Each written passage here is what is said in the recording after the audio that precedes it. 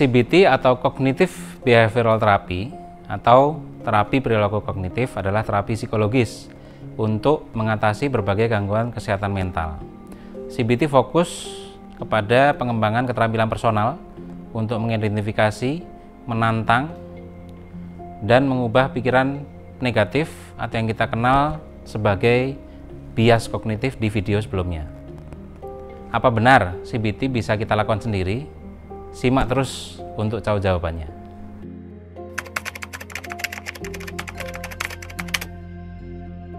Sebelum kamu mulai terapi CBT-mu sendiri, coba kenali apa aja pikiran-pikiran negatif yang sering muncul, kapan munculnya, apa triggernya, menurutmu apa penyebabnya. Catat baik-baik apa yang kamu lihat, dengar, dan rasakan. Kenapa pikiran itu bisa muncul? Analisa dan evaluasi sendiri buah hasil pikiranmu itu dan seberapa akurat hal tersebut muncul di pikiran. Atau jangan-jangan itu cuma prasangka aja. Apakah kamu bisa menemukan bukti yang memperkuat dugaanmu sendiri? Alih-alih berpikir, aku nggak pernah bener kalau ngerjain sesuatu. Kenapa tidak mengubah pola pikirmu jadi, memang sih aku pernah melakukan beberapa kesalahan, tapi nggak sedikit juga yang bisa sukses dan berhasil. Eksperimen kecil-kecilan juga boleh. Misalnya kamu sering merasa ditolak atau kamu takut ditolak, kamu mungkin bisa sering-sering datang ke acara-acara sosial yang mungkin mulai dari orangnya yang nggak terlalu banyak, sehingga di situ kamu bisa membiasakan diri di tengah orang-orang lain. Dari situ kamu akan tahu apa yang kamu takutkan selama ini benar atau enggak. Coba deh kamu buktikan sendiri, sama juga dengan yang kamu takut, misalnya berbicara di depan umum.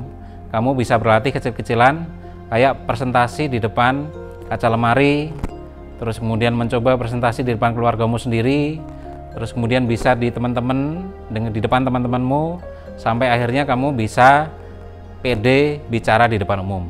Yang penting adalah tetap rileks dan lakukan segala sesuatu dengan mindful, dengan sepenuh hati. Tujuannya supaya kamu nggak terlalu stres dan bisa membendung pikiran-pikiran atau emosi yang negatif. Kamu juga bisa cobain latihan pernafasan, yoga, meditasi untuk merelaksasi tubuh. Terakhir, jangan lupa rutin evaluasi kemajuanmu sendiri, belajarlah dari pengalaman, dan kira-kira apa nih yang perlu diubah? Apa aja yang perlu dipertahankan? Ada nggak yang harus dikembangkan atau ditingkatkan? CBT nggak harus selalu untuk orang-orang yang sudah terdiagnosis terdepresi. Kamu bisa menggunakan CBT untuk terapi mental dalam rangka memperbaiki kualitas hidupmu.